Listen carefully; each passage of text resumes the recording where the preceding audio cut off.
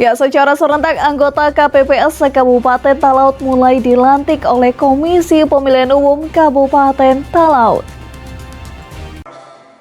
Secara serentak sebanyak 2.408 anggota KPPS yang ada di 344 TPS yang tersebar di 153 yang ada di Kabupaten Talaut mulai dilantik oleh Komisi Pemilihan Umum Kabupaten Talaut.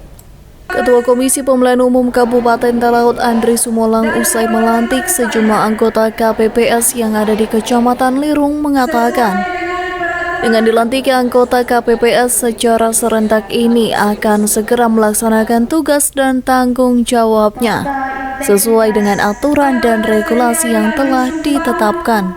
Secara serentak di seluruh Indonesia, lebih khusus lagi yang ada di Kabupaten Kepulauan Talaut, kami melaksanakan pelantikan pada KPPS yang nantinya mereka akan bertugas pada saat pelaksanaan pemungutan dan penghitungan suara di TPS.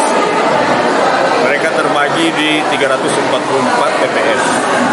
Jadi untuk Talaut ini secara zona, kami sudah berbagi zona untuk proses pelaksanaan pelantikan KPPS. Yang ada sekarang kami berada di Kecamatan Lirung. Kami melantik teman-teman KPPS yang ada di Kecamatan Lirung.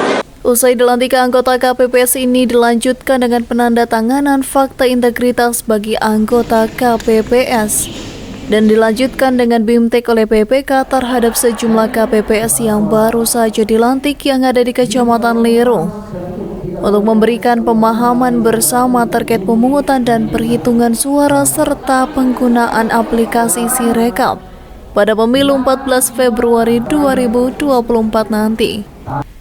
Dari Talaut, Afretu Manung melaporkan untuk Kawanua TV.